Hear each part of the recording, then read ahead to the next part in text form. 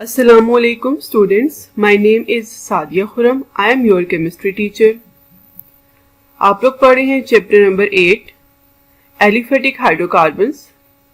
हम अपने आज के लेक्चर में डिस्कस करेंगे एक्सरसाइज में से क्वेश्चन नंबर 16 टू 27. स्टार्ट करते हैं क्वेश्चन नंबर 16 से. Write down structure formulas for the products that are formed when 1 butene will react with the following reagents. ये हमारे पास 7 रिएजेंट्स हैं. इनका 1 ब्यूटीन के साथ रिएक्शन करवाएंगे और देखेंगे कि फाइनल हमारे पास क्या क्या प्रोडक्ट्स आते हैं. तो स्टार्ट करते हैं नंबर 1 से, हाइड्रोजन से. हमारे पास है हाइड्रोजन. सबसे पहले हम रिएक्शन करवाएंगे हाइड्रोजन के साथ. तो हाइड्रोजन के साथ जब हम इसका रिएक्शन करवाएंगे ब्यूटीन का, तो हमारे पास जो हाइड्रोजन है, जो मॉलिक्यूल हाइड्रोजन का है, इट कंसिस्ट ऑफ 2 एटम्स. एक हाइड्रोजन इस कार्बन के पास आ जाएगा और एक हाइड्रोजन इस कार्बन के पास चला जाएगा. तो इस तरह से ये जो डबल बॉन्ड है it will convert into single bond, और सिंगल बॉन्ड में कन्वर्ट होने के साथ ही हमारे पास एक नया मॉलिक्यूल आ जाएगा which is known as butane. Second है ब्रोमीन का. In the presence of carbon tetrachloride, तो ब्रोमीन का जब रिएक्शन करवाया जाएगा उसी तरीके से जैसे H2 की एडिशन हुई थी. हमारे पास जितना मर्जी लंबा अल्कीन का मॉलिक्यूल आ जाए, हमारा फोकस कहाँ रहना है, सिर्फ और सिर्फ ये वाला जो पोर्शन है जहाँ कार्बन और कार्बन के दरमियान में क्या है, डबल बॉन्ड है. बाकी हमारे से कोई कंसर्न नहीं है कि इस तरफ कितनी लंबी चेन जा रही है, ये दूसरी तरफ कितनी लंबी चेन जा रही है. आपने कहाँ फोकस रखना है, अपना कार्बन कार्बन डबल बॉन्ड के ऊपर. तो अब आपने Br2 की एडिशन करनी है, तो एक Br यहाँ लग जाएगा, एक Br यहाँ लग जाएगा, और साथ ही डबल बॉन्ड कन्वर्ट हो जाएगा सिंगल बॉन्ड के अंदर. तो आप देख सकते हैं एक नया प्रोडक्ट आ गया विच इज नोन एज 1,2-डाइब्रोमोब्यूटेन. Next, cold dilute KMnO4. ये हमारे पास अल्कलाइन KMnO4 है, इसलिए यहाँ पर OH लिखा हुआ है. तो इसका जब हम 1 ब्यूटीन का रिएक्शन करवाएंगे KMnO4 के साथ इन द प्रेजेंस ऑफ वाटर, तो हमारे पास क्या आ जाना है. अगेन आप देख सकते हैं हमारे पास कार्बन कार्बन डबल बॉन्ड वाला पोर्शन जो है वहां पर OH और OH 2 हाइड्रोक्सिल मॉलिक्यूल वहां पर आ गए हैं. साथ ही हमारे पास 2 MnO2 and 2 KOH side products के तौर पे आ जाएंगे. ये सारे रिएक्शन आप लोग डिटेल में अपने अल्कीन के रिएक्शन वाले लेक्चर के अंदर सीख चुके हैं कि किस तरह से यहाँ पर OH की एडिशंस होती हैं. तो ये आपके पास जो प्रोडक्ट आ रहा है विच इज नोन एज 1,2-ब्यूटाडाइऑल. ये ब्यूटीन के अंदर जब हम KMnO4 की एडिशन करेंगे तो हमारे पास 2 हाइड्रोक्सिल ग्रुप इंट्रोड्यूस हो जाएंगे. कहाँ कहाँ पर, उन 2 कार्बन के साथ जहाँ पर डबल बॉन्ड मौजूद है. Next, HBr. अब यहाँ पर जो एडिशन होनी है वो किसके अकॉर्डिंग होनी है, मार्कोनी-कूव्स रूल आपने पढ़ा है रिएक्शंस ऑफ अल्कीन के अंदर. ये HBr है, हाइड्रोजन पार्शियल पॉजिटिव होता है, Br की इलेक्ट्रोनेगेटिविटी ज्यादा होती है तो Br पे नेगेटिव चार्ज है. अगेन हमारा कार्बन कार्बन डबल बॉन्ड के गिर्द एडिशन होनी है. हाइड्रोजन चला जाएगा उस कार्बन के पास जहां पर ऑलरेडी हाइड्रोजन ज्यादा है, तो ये CH2 से कन्वर्ट हो जाएगा CH3 के अंदर, और Br ने चले जाना है इस कार्बन के पास जहां पर हाइड्रोजन कम है.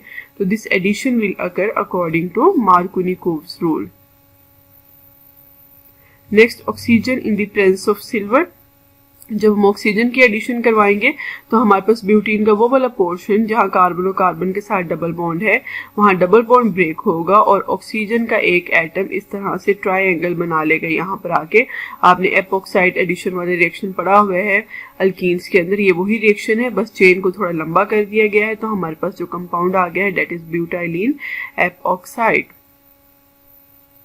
नेक्स्ट, HOCl हाइपोहेलिस एडिशन का रिएक्शन आप लोगों ने पढ़ा है. उसके अंदर अल्कीन्स के रिएक्शन में यहाँ पर भी हमारे पास एक OH मॉलिक्यूल और एक Cl का एटम है.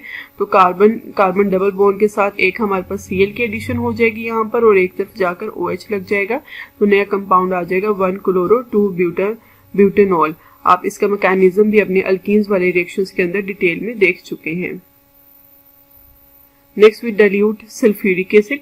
बेसिकली अभी जो सल्फ्यूरिक एसिड के साथ रिएक्शन है ये बेसिकली हमारे पास वाटर की एडिशन है.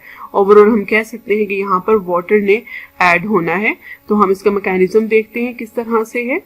इस H2SO4 में से हमारे पास जो एक हाइड्रोजन है वो कहाँ जाकर अटैच हो जाना है, इस कार्बन के साथ. तो ये CH2 से कन्वर्ट हो गया, देखें CH3 में. अब बाकी इस H2SO4 के पास क्या बच गया है, इसके पास बचा है OSO3H. ठीक है, वो सारा का सारा इस कार्बन के साथ आकर अटैच हो जाना है, ये देखें. ठीक है, अब ये इसके साथ आकर अटैच हो गया. अब हम इसका रिएक्शन करवाएंगे वाटर के साथ. तो जब वाटर के साथ रिएक्शन करवाएंगे तो ये HOSO3H का जो हमारे पास पूरा का पूरा पोर्शन है ये यहाँ से सेपरेट हो जाएगा। एक H इसने अपने साथ ले लेना है, तो ये H2SO4 सल्फ्यूरिक एसिड यहाँ पर वापस रिलीज हो जाएगा और जो OH है उस OH ने आके इस CH के साथ अटैच हो जाना है। तो ये आप देखें नया प्रोडक्ट आ जाएगा विच इज नोन एज 2-ब्यूटेनॉल। तो बेसिकली अगर आप ओवरऑल देखो तो ये वाटर की ही एडिशन है जिसमें सल्फ्यूरिक एसिड एंड पे वापस रिकवर्ड हो जाएगा। Question number 17, in the following reactions identify each lettered product. हमारे पास ये दो रिएक्शन है, हम इनको बारी बारी देखते हैं। फर्स्ट वन है हमारे पास इथाइल एल्कोहल। कहते हैं जी इथाइल एल्कोहल के अंदर जब आप ऐड कर दें सल्फ्यूरिक एसिड तो एक नया प्रोडक्ट बनेगा विच इज A, वो बताना है हमने। फिर वो जो नया प्रोडक्ट हमारे पास आ जाएगा उसके अंदर अगर हम Br2 ऐड कर दें तो हमारे पास B आ जाएगा जो एक और प्रोडक्ट आ जाएगा। फिर उस B के अंदर हमने दोबारा से एल्कोहलिक KOH के साथ उसका रिएक्शन करवाना है तो एक नया प्रोडक्ट आ जाएगा जिसका नाम होगा C। तो अब हमने उसको ये बताने हैं कि ये A, B, C प्रोडक्ट्स क्या क्या हैं। तो इसको सॉल्व करते हैं हम स्टेप बाय स्टेप। सबसे पहले देखें फर्स्ट रिएक्शन है आपके पास इथाइल एल्कोहल। इथाइल एल्कोहल का हमने रिएक्शन करवाया सल्फ्यूरिक एसिड के साथ, ठीक है। अब सल्फ्यूरिक एसिड के साथ जब हम इसका रिएक्शन करवाएंगे तो बेसिकली यहाँ पर डिहाइड्रेशन होनी है, वाटर का एक मॉलिक्यूल यहाँ से रिलीज हो जाना है।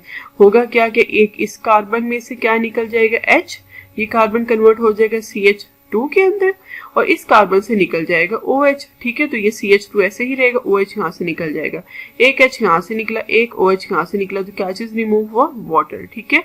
और जहाँ दो कार्बन के दरमियान हमारे पास सिंगल बॉन्ड था वो कन्वर्ट हो जाएगा डबल बॉन्ड के अंदर। तो हमारे पास जो पहला प्रोडक्ट A आया है वो क्या आया है, ईथीन।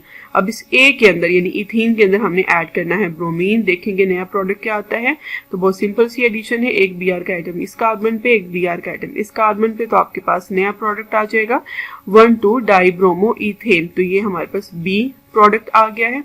अब इस B प्रोडक्ट का रिएक्शन करवाना है पोटेशियम हाइड्रोक्साइड के साथ।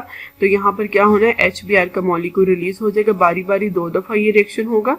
एक दफा यहाँ से H निकलेगा, ये Br रिमूव होगा। अब ये डिहाइड्रोहेलोजिनेशन का रिएक्शन अल्काइंस की प्रेपरेशन में पढ़ चुके हैं, ये वही रिएक्शन है, ठीक है। उसके बाद एक H और Br यहाँ से निकलेगा, तो आपके पास कार्बन और कार्बन के दरमियान में क्या चीज आ जाना है, ट्रिपल बॉन्ड आ जाना है। अगर आप डिटेल्ड मैकेनिज्म इसका चाहते हैं तो आप इथाइन की प्रेपरेशन में जो पहला रिएक्शन है डिहाइड्रोहेलोजिनेशन, आप उसको दोबारा देख सकते हैं। तो इस तरह से हमने इसका ये जो पहला पार्ट है क्वेश्चन नंबर 17 का वो सॉल्व कर लिया है, जिसमें उन्होंने हमसे 3 प्रोडक्ट्स पूछे थे A, B और C। तो A हमारे पास ईथीन आया है, B हमारे पास 1,2-डाइब्रोमो ईथेन आया है और C हमारे पास इथाइन आया है। उसका सेकंड पार्ट है क्वेश्चन नंबर 17 का, आपके पास प्रोपीन है, प्रोपीन के अंदर Br2 ऐड करना है तो कोई D प्रोडक्ट आएगा, उसका फिर एल्कोहलिक KOH के साथ रिएक्शन करवाना है तो E प्रोडक्ट आएगा, फिर उसका हाइड्रोजन साइनाइड के साथ रिएक्शन करवाना है तो हमारे पास F प्रोडक्ट आना है। तो देखते हैं इसको स्टेप बाय स्टेप। ये है जी हमारे पास प्रोपीन, 3 कार्बन वाली अल्कीन, इसका सबसे पहले रिएक्शन करवाना है ब्रोमीन के साथ, तो आपके पास एक प्रोडक्ट आ जाएगा विच इज नोन एज 1,2-डाइब्रोमोप्रोपेन। बहुत सिंपल रिएक्शन है, इन दोनों कार्बन कार्बन डबल बॉन्ड के साथ एक एक Br ने अटैच हो जाना है। बहुत सिंपल रिएक्शन है, मैंने आपको पहले भी बताया जब भी हमारे पास इस तरह के डबल बॉन्ड वाले जो रिएक्शन या ट्रिपल बॉन्ड वाले अनसेचुरेटेड कंपाउंड्स आते हैं तो मोस्टली एडिशन रिएक्शन ही देते हैं। तो जो भी रिएजेंट आपने ऐड करना है आपका फोकस रहना चाहिए उन 2 कार्बन पे जिनके दरमियान में डबल या ट्रिपल बॉन्ड मौजूद है, तो बाकी चेन तो साथ वैसे ही चलती रहनी है, तो रिएक्शन आपके लिए बहुत आसान हो जाएगा समझना, ठीक है। तो अभी हमारे पास जो D प्रोडक्ट आया है उसका क्या नाम है, 1,2-डाइब्रोमोप्रोपेन। अब इस D प्रोडक्ट का हमने रिएक्शन करवाना है पोटेशियम हाइड्रोक्साइड के साथ, तो यहाँ पर उसी तरीके से एक HBr एक दफा निकलेगा, दूसरा HBr दूसरी दफा निकलेगा, तो इन 2 कार्बन के दरमियान में आपके पास क्या आ जाना है जी, ट्रिपल बॉन्ड आ जाना है। तो हमारे पास जो E प्रोडक्ट आया वो कौन सा आया है, प्रोपाइन। अब इस प्रोपाइन का हमने रिएक्शन करवाना है HCN के साथ, ठीक है। ये HCN के साथ रिएक्शन करवाया तो अब यहाँ पे हमारे पास अकॉर्डिंग टू मार्कोनी-कूव्स एडिशन हो जाएगी। हाइड्रोजन पे पार्शियल पॉजिटिव चार्ज है वो इस कार्बन के पास जाएगा, CN पे क्योंकि नेगेटिव चार्ज होता है तो वो इस कार्बन के पास जाएगा जिसके पास हाइड्रोजन कम है या नहीं है। तो ये नया प्रोडक्ट आ गया विच इज नोन एज 2-साइनोप्रोपीन, ठीक है। तो हमारे पास D भी आ गया, E भी आ गया और F भी आ गया। हमने तीनों प्रोडक्ट्स यहाँ पर प्रिपेयर कर लिए हैं। नेक्स्ट क्वेश्चन नंबर 18 है, after an ozonolysis experiment the only product obtained was acetaldehyde, ठीक है। Can you guess the structure formula of this compound. हमारे पास वो कह रहे हैं कि किसी ऐसे कंपाउंड से हमने ओजोनोलाइसिस स्टार्ट करनी है, किसी ऐसे कंपाउंड से ओजोनोलाइसिस का प्रोसेस हमने शुरू करना है कि जो फाइनल हमारे पास प्रोडक्ट आए वो सिर्फ और सिर्फ एसिटाल्डिहाइड होना चाहिए, उसके अलावा कोई और प्रोडक्ट, साइड प्रोडक्ट हमें नहीं मिलना चाहिए। ठीक है, तो उसके लिए देखते हैं हम कौन सा रिएक्टेंट लेके काम करना शुरू करेंगे। तो ये है जी हमारे पास 2-ब्यूटीन। तो देखा गया कि अगर हम 2-ब्यूटीन के साथ ओजोन की एडिशन करते हैं तो कहाँ पर ओजोन ने जाकर ऐड होना है, इन 2 कार्बन्स के साथ। ठीक है, इन 2 कार्बन्स के साथ ओजोन ने जाकर अटैच हो जाना है। ये सारा आपने ओजोनोलाइसिस का जो मैकेनिज्म है वो आपने पढ़ा हुआ है एल्कीन्स के एडिशन में। दोबारा इसको यहाँ देख लें, ये ऑक्सीजन के कितने एटम हैं, 3 एटम है ओजोन के अंदर। तो ये हमारे पास इस तरह से एक अरेंजमेंट बन जाएगी जिसको हम क्या कहते हैं, मोलो ओजोनाइड। ये अनस्टेबल होता है, ये अपने आप को फौरन से रीअरेंज करके किस में कन्वर्ट कर देगा, ओजोनाइड के अंदर। ओजोनाइड में कन्वर्ट हो गया है। अब इसका यहाँ पर हमने जिंक ऑक्साइड के साथ रिएक्शन करवाना है, तो यहाँ से बॉन्ड इस तरह से ब्रेक हो जाना है। ठीक है, दोबारा देखिए किस तरह से बॉन्ड ब्रेक हो रहा है, इस तरह से बॉन्ड ब्रेक हो जाना है। CH3 CH और O ने यहाँ पर सेपरेट हो जाना है। इसी तरीके से यहाँ पर भी CH CH3 और O ने यहाँ पर सेपरेट हो जाना है। और ये जो ऑक्सीजन है, ये जिंक का हमने इसके साथ, हम इसका बेसिकली यहाँ पर जब रिएक्शन करवाएंगे तो ये जिंक ऑक्साइड बनकर यहाँ से निकल जाएगा। तो ये हमारे पास जो प्रोडक्ट आएगा वो CH3 CH double bond O आ रहा है। अगेन इसका मैकेनिज्म भी आप लोग, हमने अल्कीन्स में इथीन की एडिशन की हुई है ओजोन के साथ, आपके रिएक्शंस ऑफ अल्कीन में मौजूद है। आप दोबारा इसको वहां देख सकते हैं। तो इस तरह आपने देखा कि अगर हम 2-ब्यूटीन को लेकर चलते हैं तो हमारे पास जो फाइनल प्रोडक्ट आता है वो सिर्फ और सिर्फ एसिटाल्डिहाइड आ रहा है, उसके अलावा और कोई साइड प्रोडक्ट हमारे पास नहीं आ रहा। तो मॉलिक्यूल्स ऑफ एसिटाल्डिहाइड यहाँ पर हमारे पास प्रोडक्ट के तौर पे आ जाएंगे। Next we have question number 19। A part है उसका, पहले हम इसका ए पार्ट देखते हैं। The addition of sulphuric acid to an alkene obeys Markovnikov's rule. Predict the structures of alcohol obtained by the addition of the acid to the following compounds। अब हमने यहाँ पे सल्फ्यूरिक एसिड की addition करनी है बारी बारी, प्रोपीन के अंदर, फिर 1-ब्यूटीन के अंदर, और फिर हम किस में करेंगे जी, 2-ब्यूटीन के अंदर। तो आप देख सकते हैं पहले आपके पास आ गया है प्रोपीन, सल्फ्यूरिक एसिड की एडिशन। तो मैंने आपको पहले भी रिएक्शन एक आया था, बताया था कि बेसिकली सल्फ्यूरिक एसिड की एडिशन क्या है, वाटर की ही एडिशन है हमारे पास। सल्फ्यूरिक एसिड ने वापस रिलीज हो जाना है। तो यहाँ पर इसका जो H है वो इधर चला जाएगा, OSO3H यहाँ पर आ जाएगा। हम दोबारा जब इसके अंदर वाटर ऐड करेंगे तो ये OSO3H का पूरा पोर्शन यहाँ से सेपरेट हो जाएगा, H यहाँ पर आ जाएगा, और हमारे पास जो ये पूरा सल्फ्यूरिक एसिड के तौर पे यहाँ से निकल जाएगा, और OH ने यहाँ पर आ जाना है। तो आपका 2-प्रोपेनॉल आ गया है। तो ये हमारे पास प्रोपीन की जब हम सल्फ्यूरिक एसिड की मौजूदगी में रिएक्शन करवाएंगे, वी विल गेट 2-प्रोपेनॉल। अब हम देखते हैं 1-ब्यूटीन और 2-ब्यूटीन के साथ जब रिएक्शन करवाएंगे तो क्या होगा। आप पूरा मैकेनिज्म इसका लिख सकते हैं, लेकिन यहाँ मैं आपको ओवरऑल इसकी एडिशन ही दिखा रही हूँ कि सल्फ्यूरिक एसिड के साथ जब हम रिएक्शन करवाएंगे तो basically this is the addition of water. यहाँ इस कार्बन के पास आ जाएगा OH और इस कार्बन के पास आ जाएगा H। आपके पास प्रोडक्ट आ जाएगा 2-ब्यूटेनॉल। फिर 2-ब्यूटीन अगर हम लें तो 2-ब्यूटीन के साथ भी सेम यही प्रोसेस होना है। इस कार्बन के पास आ गया है आपके पास OH और एक कार्बन के पास चला गया है H। तो 2-ब्यूटेनॉल यहाँ पर भी आपके पास यही प्रोडक्ट ही आया है। तो इसका ये मतलब हुआ कि हमारे पास जब हम सल्फ्यूरिक एसिड के साथ रिएक्शन करवाते हैं तो फाइनल प्रोडक्ट्स हमारे पास कौन से आते हैं, अल्कोहल्स ही आते हैं। बेसिकली वाटर की ही एडिशन होती है। तो आप इनका मैकेनिज्म भी पूरा फॉलो करके लिख सकते हैं जैसे हमने पीछे प्रोपीन के साथ किया है। इसका बी पार्ट है, predict the most likely product of the addition of hydrogen chloride to two methyl two butene, explain the formation of this product. बहुत सिंपल, ये आपके पास एक कंपाउंड है which is known as two methyl two butene. ठीक है, नॉमेनक्लेचर आप लोग सीख चुके हैं तो आपको आइडिया होगा कि इसका नाम 2-मिथाइल 2-ब्यूटीन किस लिए है। अब इसके अंदर जब हम HCl की एडिशन करेंगे तो ये अकॉर्डिंग टू मार्कोनी-कोव्स एडिशन होगी। हमारे पास जो हाइड्रोजन है वो किस कार्बन के पास जाएगा, जिसके पास ऑलरेडी हाइड्रोजन ज्यादा है। अगेन मैं आपको बता रही हूँ, आपने फोकस सिर्फ इन 2 कार्बन पे करना है जहाँ डबल बॉन्ड है, बाकी से हमारा कोई कंसर्न नहीं है। तो हाइड्रोजन ने कहाँ जाना है, इस कार्बन के पास जहाँ ऑलरेडी हाइड्रोजन ज्यादा है। तो ये कार्बन कन्वर्ट हो गया CH2 में, और Cl ने उस कार्बन के पास आना है जहाँ हाइड्रोजन कम है। ठीक है, तो यहाँ इसके साथ लग गया है जी Cl। तो आपके पास नया प्रोडक्ट आ गया है 2-क्लोरो two methyl butane. This addition occur according to Markovnikov's rule, negative part of the reagent यानी कि HCl का जो नेगेटिव पार्ट है goes towards that carbon which has less number of hydrogen. ठीक है, और ऑटोमेटिकली जो क्लोरीन है वो हमारे पास जो क्लोरीन है वो कहाँ जाएगा, जिसके पास हाइड्रोजन कम है, और हाइड्रोजन कहाँ जाएगा, जिसके पास हाइड्रोजन ज्यादा है। Question number 20. Why are some hydrocarbons called saturated and other unsaturated? What type of reactions are characteristics of them? Saturated hydrocarbons. The hydrocarbons which consist of single bonds between carbon atoms are known as saturated hydrocarbons. Alkanes are called saturated hydrocarbons having general formula CnH2n+2। तो बहुत अच्छे तरीके से आप लोग जानते हैं, chapter के शुरू से आप पढ़ते आ रहे हैं कि वो हाइड्रोकार्बन जिनमें सिंगल बॉन्ड है वो सैचुरेटेड होते हैं। इनका जनरल फार्मूला है CnH2n+2। और अगर हम इनके रिएक्शंस की बात करें तो ये कौन से रिएक्शंस देते हैं? ये सब्स्टिट्यूशन रिएक्शंस मोस्टली देते हैं। Then we have unsaturated hydrocarbons. The hydrocarbons which consist of double or triple bond between carbon atoms are known as unsaturated hydrocarbons.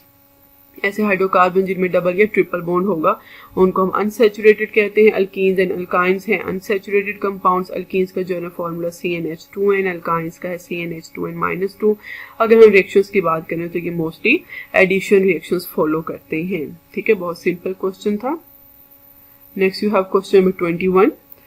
Describe the method for the preparation of ethyne. Again आप ये ethyne की preparation में सारा सीख चुके हैं। मैं यहाँ पर सिर्फ थोड़ा सा ब्रीफ करूंगी ताकि आपका एक रिकैप हो जाए। ए पार्ट है हमारे पास describe the preparation of ethyne. Alkynes की प्रिपरेशन है तो इसके general methods of preparation of alkyne की जब हम बात करते हैं तो 3 तरीकेकार है। Number 1 is dehydrohalogenation of vicinal dihalides. Number 2 dehalogenation of tetrahalides. And number 3 electrolysis of salt of unsaturated dicarboxylic acid। तो ये 3 तरीके हैं जिनके जरिए हम अल्काइंस को प्रिपेयर कर सकते हैं। The first one is dehydrohalogenation of vinyl dihalide। आपके पास जो डाइहैलाइड होगा हमने उसका बेस के साथ रिएक्शन करवाना है। मोस्टली यहाँ पे पोटेशियम हाइड्रोक्साइड के साथ रिएक्शन करवाया जाता है। इन दोनों कार्बन के साथ ये दोनों हाइड्रोजन और दोनों हैलाइड ग्रुप्स रिमूव हो जाने हैं और कार्बन के दरमियान में ट्रिपल बॉन्ड आ जाएगा। डिटेल्ड आपने अपने अल्काइंस वाले लेक्चर के अंदर देख लेनी है। नंबर 2 डीहैलोजिनेशन ऑफ टेट्राहैलाइड है। जिंक के साथ रिएक्शन है एक टेट्राहैलाइड का। यहाँ से भी दोनों हैलोजन के एटम और ये वाले भी दोनों हैलोजन के एटम, यानी टोटल जो टेट्रा ग्रुप लगे हुए हैलोजन के चारों रिमूव हो जाने हैं और ये 2 जिंक ब्रोमाइड हमारे पास साइड प्रोडक्ट आ जाएगा और बदले में हमारे पास जो नया प्रोडक्ट आएगा वो अल्काइन फैमिली से होगा। Next we have electrolysis of salt of unsaturated dicarboxylic acid. तो ये भी मैं आपको डिटेल में आपके अल्काइन के प्रिपरेशन वाले टॉपिक में समझा चुकी हूँ। तो यहाँ सिर्फ हम इसका फाइनल एक रिएक्शन ही देखेंगे। पोटेशियम एलिएट का रिएक्शन करवाएंगे हम वाटर के साथ। इलेक्ट्रोलिसिस की जा रही है, बदले में हमारे पास इथाइन आएगा। 2 मॉलिक्यूल्स कार्बन डाइऑक्साइड के रिलीज होने हैं, 2 मॉलिक्यूल्स ऑफ पोटेशियम हाइड्रोक्साइड और 1 मॉलिक्यूल यहाँ पे हाइड्रोजन गैस का रिलीज होगा। Now B part of this question is how does ethyne react with. Ethyne के रिएक्शन से अगेन ये सारे रिएक्शंस आपके इथाइन वाले या जो अल्काइन के रिएक्शंस हैं उनमें मौजूद है। तो यहाँ हम जल्दी से इनका सिर्फ एक रिकैप देखते जाएंगे। First one is with hydrogen. जब इथाइन का रिएक्शन हाइड्रोजन के साथ करवाते हैं 2 स्टेप्स में ये रिएक्शन होता है। पहले इथेन बनेगा और फिर अगले स्टेप के अंदर आपके पास इथेन आएगा। सेकेंड रिएक्शन है हेलोजन एसिड के साथ। इथाइन का रिएक्शन है हेलोजन एसिड के साथ। तो HBr की जब हम एडिशन करवाएंगे तो एक तरफ H चला जाएगा, एक तरफ Br विनाइल ब्रोमाइड आ गया। फिर विनाइल ब्रोमाइड का दोबारा रिएक्शन करवाएंगे, मार्कोनी-कोव्स एडिशन होगी तो आपके पास 1,1 डाइब्रोमो इथेन आ जाएगा। Third one with alkaline KMnO4। ये रिएक्शन भी आप लोग सीख चुके हैं अपने अल्काइंस के रिएक्शन में। रिएक्शन करवाएंगे KMnO4 के साथ तो हमारे पास पहले यहाँ पे ग्लाइऑक्सल आएगा। इस ग्लाइऑक्सल का दोबारा रिएक्शन करवाएंगे तो हमारे पास ऑक्सैलिक एसिड आ जाएगा। फिर सल्फ्यूरिक एसिड के साथ रिएक्शन है, अगेन ये वाटर ही की एडिशन है। तो हमारे पास पहले विनाइल अल्कोहल आएगा। इस विनाइल अल्कोहल की होगी जी रीअरेंजमेंट और आपके पास एक प्रोडक्ट आ जाएगा acetaldehyde. Next with ammoniacal cuprous chloride है। क्यूप्रस क्लोराइड के साथ जब रिएक्शन करवाएंगे तो पहले स्टेप में आपके पास विनाइल एसिटाइलिन आना है। फिर उस विनाइल एसिटाइलिन का फिर इथाइन के साथ रिएक्शन होगा तो आपके पास डाई विनाइल एसिटाइलिन आ जाएगा। नेक्स्ट हमारे पास है इसके सम इम्पोर्टेंट यूजेस। मीथेन के, इथीन के और इथाइन के सारे यूजेस आप लोग अपने हर टॉपिक के एंड पे, यानी कि जब आपने अल्केन का पोर्शन एंड किया तो उसके एंड पे यूजेस ऑफ मीथेन आपने पढ़ लिए हैं। आपने जब अल्कीन का पोर्शन खत्म किया तो उसके एंड पे आपके पास यूजेस ऑफ इथीन थे। फिर आपने जब अल्काइन का पोर्शन खत्म किया है तो उसके एंड पे आपके पास यूजेस ऑफ इथाइन है। तो ये सारे वही यूजेस है, इसमें कोई नई बात नहीं है। तो आपने वो ही याद करने हैं जो आप पहले याद कर चुके हैं, इसमें कोई नई एडिशन नहीं है। ठीक है, तो ये आपके यूजेस ऑफ इथाइन सेम वही है जो आप लोग याद कर चुके हैं। Now we have question number 22. Describe how you could distinguish ethane, ethene and ethyne from one another by means of chemical reactions. तो यहाँ पर हमने कुछ केमिकल रिएक्शंस के थ्रू बताना है कि अगर हमारे पास इथेन, इथीन और इथाइन पड़ा हुआ है तो हम उन्हें कैसे बता सकते हैं कि इनमें से कौन सा इथेन है, कौन इथीन है और क्या इथाइन है. ठीक है, तो देयर आर 4 केमिकल रिएक्शंस या टेस्ट हम जिनको कह सकते हैं by which we can distinguish ethane, ethene and ethyne from one and other. हम इनको एक दूसरे से अलग कर सकते हैं. तो पहले आपके पास ब्रोमीन वाटर टेस्ट है, फिर बेयर्स टेस्ट है, अमोनिकल क्यूप्रस क्लोराइड टेस्ट है, टॉलरेंस रिएजेंट टेस्ट है. ऑलमोस्ट सारे टेस्ट आप लोग डिटेल में अपने इसी चैप्टर के अंदर पढ़ चुके हैं. तो देखते हैं, सबसे पहले ब्रोमीन वाटर टेस्ट है. अगर हम इथेन के साथ इसका रिएक्शन करवाते हैं तो हमारे पास कोई रिएक्शन नहीं होता, यानी कि कोई रिजल्ट नहीं आता. इथीन में जब हम ब्रोमीन ऐड करेंगे तो याद रखना ब्रोमीन का कलर ब्राउनिश सा होता है. तो जब हम ब्रोमीन को इथीन में ऐड करेंगे तो उसका जो कलर है वो डीकलराइज हो जाएगा, कलर खत्म हो जाएगा. इसी तरीके से जब हम इथाइन के अंदर ब्रोमीन को ऐड करेंगे तो इथाइन के अंदर भी जब हम ब्रोमीन को ऐड करेंगे तो वो इथाइन भी उस ब्रोमीन का कलर खत्म कर देगा. तो इस टेस्ट से हम उसको बता सकते हैं कि इथेन कौन सा है और इथीन और इथाइन. अगेन ये टेस्ट हमें सिर्फ ये बताएगा कि सैचुरेटेड कौन है और अनसैचुरेटेड कौन है. यानी हम यहाँ से इथेन अलग कर सकते हैं, इथीन और इथाइन को हम यहाँ पर अभी अलग नहीं कर सकते. ठीक है, नेक्स्ट वी है बेयर्स टेस्ट, जिसको हम KMnO4 टेस्ट भी कहते हैं. अगेन इथेन इसके साथ कोई रिएक्शन नहीं देगा. अगर हम इथीन लेते हैं तो pink colour of KMnO4 discharge हो जाएगा, खत्म हो जाएगा. रिएक्शन आप लोगों ने पढ़ा हुआ है इसका. इथाइन में भी अगर हम ऐड करेंगे तो pink colour of KMnO4 discharge हो जाएगा. इसका भी आप वो वाला रिएक्शन यहाँ पे लिख सकते हैं जिसमें इथाइन के रिएक्शन के साथ ऑक्सैलिक एसिड बनता है. ठीक है, तो ये हमारे पास वो अगेन एक रिएक्शन आ गया है जो हमें किसमें फर्क बताएगा, सैचुरेटेड और अनसैचुरेटेड में. हम इससे ये तो बता सकते हैं कि इथेन है और ये इथीन और इथाइन. इथीन और इथाइन का यहाँ पे फर्क अभी भी नहीं हमें पता लग रहा है. नेक्स्ट टेस्ट देखते हैं हम लोग. अमोनिकल सिल्वर नाइट्रेट टेस्ट है.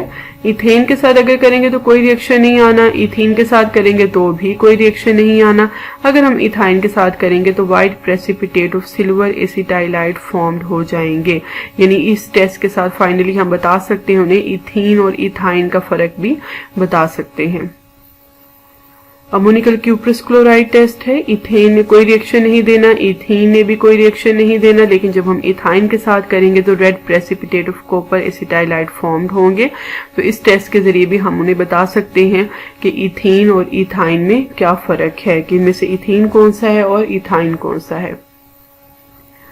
क्वेश्चन नंबर 23 ए पार्ट है इसका. How will you synthesise the following compound starting from ethyne. ये हमारे पास कुछ 8 कंपाउंड है, हमने इनको सिंथेसाइज करना है इथाइन से. सारे के सारे रिएक्शंस आपके अल्काइन वाले रिएक्शंस में मौजूद हैं, इसमें कोई भी नया रिएक्शन नहीं आएगा आपके पास. देखिए, पहला आपके पास प्रिपरेशन ऑफ एसिटाल्डिहाइड है, तो ये आपके पास जो अल्काइन का रिएक्शन विद वाटर था in the place of sulphuric acid, ये वही रिएक्शन है, तो आपके पास एसिटाल्डिहाइड आ जाएगा. नेक्स्ट आपके पास प्रिपरेशन ऑफ बेंजीन है, तो ये भी आप लोग अल्काइंस के रिएक्शन में सीख चुके हैं. Then you have preparation of chloroprene, ये भी आपने अल्काइंस के रिएक्शन में देख लिया है. देन प्रिपरेशन ऑफ ग्लाइऑक्सल है, preparation of oxalic acid, reaction with KMnO4 जब हम करेंगे तो ऑक्सैलिक एसिड आ जाएगा. फिर प्रिपरेशन ऑफ एक्रिलोनाइट्राइल है, हाइड्रोजन साइनाइड के साथ रिएक्शन है क्यूप्रस क्लोराइड का अमोनियम क्लोराइड की मौजूदगी में, तो आपके पास एक्रिलोनाइट्राइल एक प्रोडक्ट आ जाएगा. प्रिपरेशन ऑफ इथेन, बहुत दफा ये रिएक्शन चैप्टर के अंदर आ चुका है, ये वही रिएक्शन दोबारा रिपीट हो रहा है. इथाइन का रिएक्शन हाइड्रोजन के साथ करें इथीन आ जाए, फिर इथीन का रिएक्शन हाइड्रोजन के साथ करेंगे तो इथेन आ जाएगा. प्रिपरेशन ऑफ मिथाइल नाइट्राइल है, अमोनिया के साथ रिएक्शन करेंगे तो you will get methyl nitrile. Now C part, write a note on acidic nature of ethyne. तो ये भी आपने अपने अल्काइंस के बिल्कुल लास्ट वाला टॉपिक है, एसिडिक नेचर ऑफ इथाइन. आप पूरे लेक्चर के अंदर इसको सीख चुके हैं प्रीवियस लेक्चर में. अगेन इसमें कोई नई बात नहीं है, तो आपको यहाँ कोई कंफ्यूज होने की जरूरत नहीं है. ये वही मटेरियल ही दोबारा लिखा हुआ है, तो आप इसको वहीं से याद करेंगे जो आप पहले याद कर चुके हैं. इसमें कोई नई बात नहीं है. ठीक है, तो ये पूरा आपका जो एक लॉन्ग क्वेश्चन है एसिडिक नेचर ऑफ अल्काइंस का. Now question number 24, compare the reactivity of ethane, ethene and ethyne. ठीक है, ये भी आपने compare the reactivity of ethane, ethene and ethyne सबसे एंड पे चैप्टर जब खत्म हो रहा है तो वहां पर कंपैरिजन मौजूद है. तो ये भी आप लोग सीख चुके हैं अपने प्रीवियस लेक्चर में, इसमें भी कोई नई बात नहीं है, कोई मुश्किल नहीं होगी आपको इसको याद करने में. Next we have comparison of physical properties of alkane, alkene and alkyne. तो ये फिजिकल प्रॉपर्टीज भी आपने हर एक के अंदर बारी बारी देखी हुई हैं। तो यहाँ एक छोटा सा रिकैप इसको देख लेते हैं। हमारे पास अल्केन्स में first 4 members are colourless odourless gases हैं। अल्कीन में हमारे पास जो इसकी फर्स्ट 3 मेंबर्स वो गैसेस हैं। अल्काइन में फर्स्ट 3 मेंबर्स गैसेस हैं।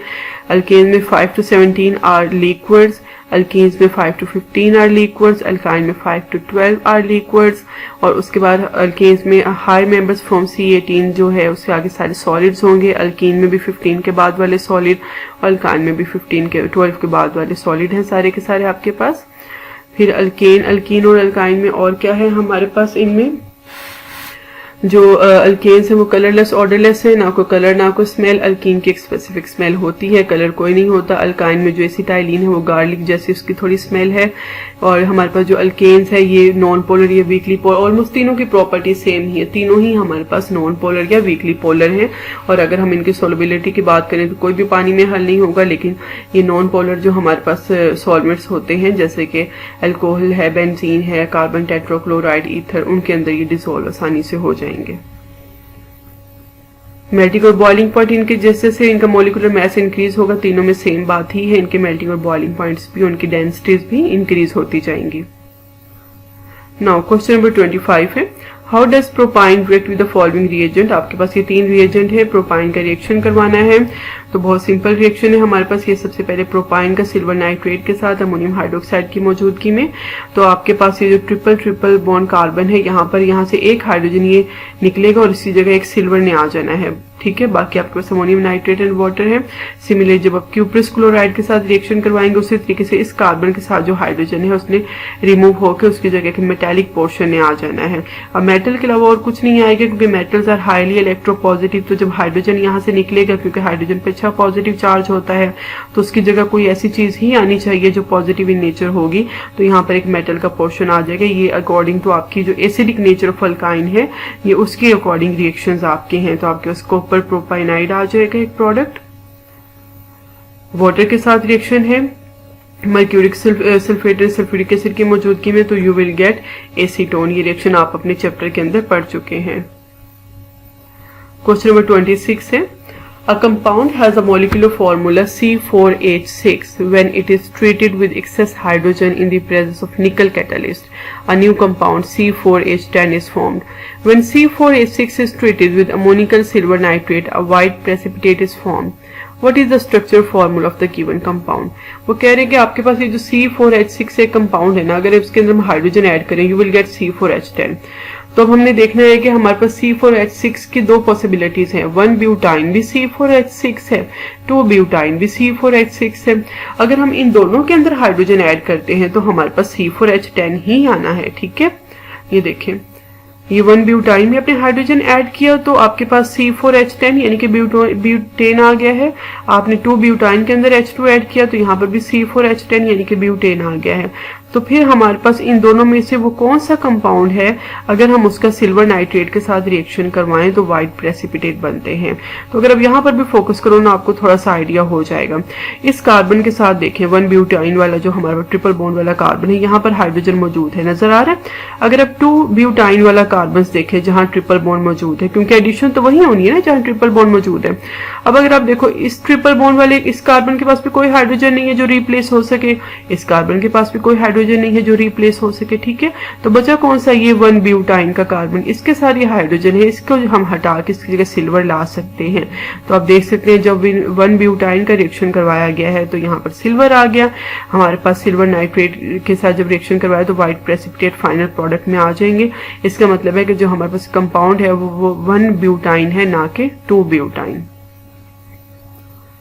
लास्ट क्वेश्चन है आइडेंटिफाई ए एंड बी। इसका ए पार्ट देखते हैं। आपके पास एल्कोहल है, उसका PCl5 के साथ रिएक्शन करवाएंगे तो आपके पास कोई ए प्रोडक्ट आना चाहिए। फिर उसका सोडियम का के साथ रिएक्शन करवाएं तो कोई बी प्रोडक्ट आना चाहिए। वो क्या है, इथाइल अल्कोहल प्रोपाइल अल्कोहल है हमारे पास। प्रोपाइल अल्कोहल का PCl5 के साथ रिएक्शन करवाया तो प्रोपाइल क्लोराइड आ गया। इस प्रोपाइल क्लोराइड का हमने सोडियम के साथ रिएक्शन करवाया तो हमारे पास हेक्सेन आ गया, ठीक है। बेसिकली सोडियम के साथ जब रिएक्शन करवाएंगे तो डबलिंग हो जानी है, ठीक है। यहाँ पे डबल हो जाएगा हमारे कार्बन की चेन, तो हेक्सेन आ जाएगा आपके पास। B part give the general mechanism of electrophilic addition reactions of alkene. बहुत सिंपल, आपके पास एक अल्कीन है, कोई इलेक्ट्रोफाइल आएगा। इलेक्ट्रोफाइल कौन होता है? जिसके ऊपर पॉजिटिव चार्ज हो, जिसको इलेक्ट्रॉन्स की जरूरत है। ये जो डबल बॉन्ड वाले इलेक्ट्रॉन है ये निकल के इस इलेक्ट्रोफाइल के साथ अटैच हो जाएंगे। आप देखो एक बॉन्ड बन गया। अब ये क्योंकि पूरा का पूरा बॉन्ड इस कार्बन के साथ इस ई के साथ जाके जुड़ गया, तो इस कार्बन के पास तो इलेक्ट्रॉन्स की कमी हो गई ना। इसके पास 1, 2 एंड 3 इसकी वैलेंसी कम हो गई, तो ये ऊपर पॉजिटिव चार्ज आ जाएगा, जो ये शो करेगा कि कार्बन की एक वैलेंसी कम हो गई है। अब हमारे पास यहाँ कोई न्यूक्लियोफाइल होना चाहिए जिसके पास इलेक्ट्रॉन एक्सेस में होंगे, ये 2 डॉट इलेक्ट्रॉन्स को शो करें। ये आएंगे इस पॉजिटिव कार्बन पे और अपने 2 इलेक्ट्रॉन्स को इस्तेमाल करते हुए एक बॉन्ड बना लेंगे। तो एक जनरल मैकेनिज्म है electrophilic addition reactions of alkene का। उम्मीद है कि आपको सारे क्वेश्चंस अच्छी तरीके से समझ में आ गए होंगे। तो that's all about our today's lecture. Thank you.